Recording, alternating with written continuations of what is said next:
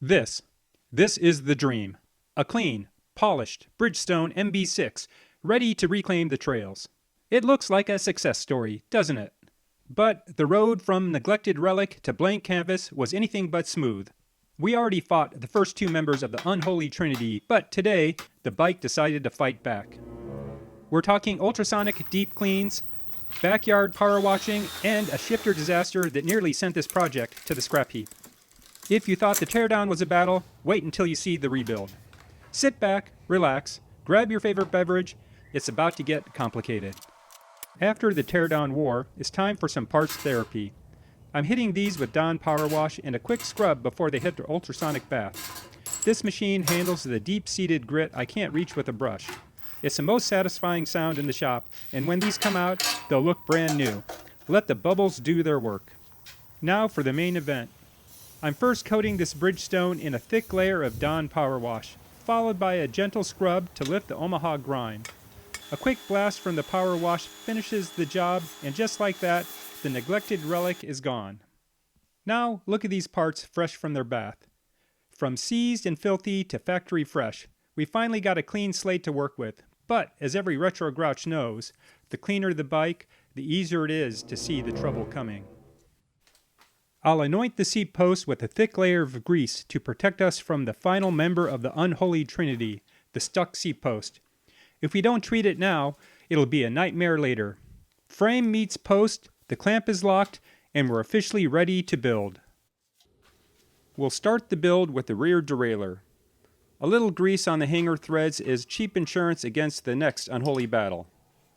We'll thread this Suntour unit home and give it a quick range of motion test to make sure the pivots are still snappy. Everything feels smooth for now, but smooth is usually just the calm before the storm.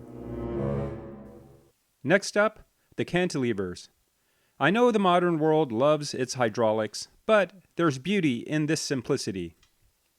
A dab of grease on the pivots, align the spring, and snug the left arm down. We'll mirror that process on the right, and just like that, we have stopping power.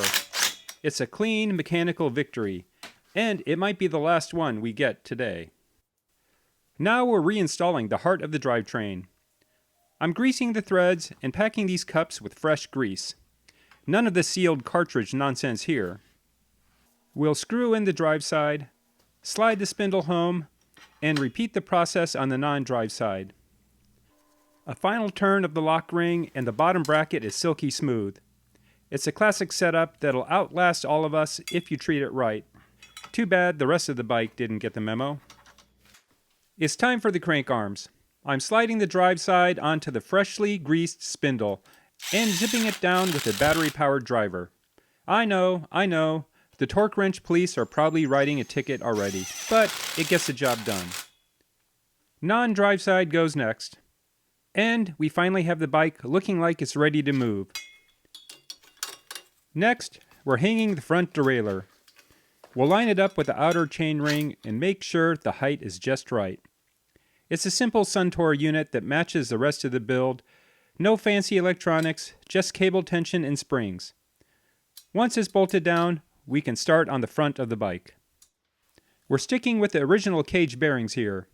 They've been cleaned, inspected, and they're ready for round 2. I'm packing them with a fresh bed of grease. The only thing these 30-year-old parts need to stay smooth is a little maintenance and respect. It's simple, it's original, and it works. With the fork seated, we can now finish the stack. I'm threading on the top race and dialing in the preload. It needs to be free enough to spin, but tight enough to stay quiet on the Omaha trails. Next comes the spacer, followed by the lock nut. I'm securing this down nice and tight, locking in the steering for the next few thousand miles. The front end is officially ready for the bars, provided the rest of the bike decides to behave. We're dropping the cockpit back in as one unit. I'm giving the quill stem a quick coating of grease. The hammer of persuasion is staying in the drawer today, and I'd like to keep it that way. I'll slide the assembly home, eyeball the alignment, and snug it down. It's starting to look like a Bridgestone again. But we're about to find out if these 30-year-old controls still have any life left in them.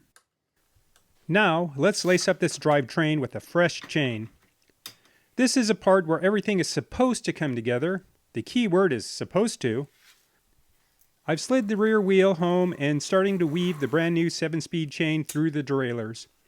We'll measure it up, cut to length, and snap the quick links in place. Let's give the pedals a spin. And look at that, the rear wheel is actually spinning under its own power. It feels like we're in the home stretch, but in this shop, that's usually when the floor drops out from under you.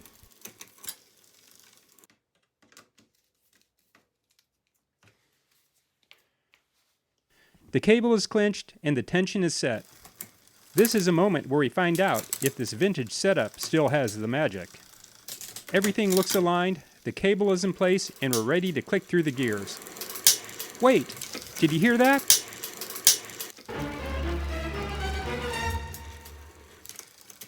Something's wrong. It's hunting and the lever feels like mush. That's not the sound of a tuned drivetrain. That's the sound of disaster and despair. Oh, fuck. Look at this. 30 years of holding tension, and it decides to give up the ghost right as I finish the build. The cable stop just sheared clean off. This shifter isn't a control unit anymore. It's officially a value bike advocate paperweight. This is a reality of 90s plastic. It's either rock solid or a click away from disaster.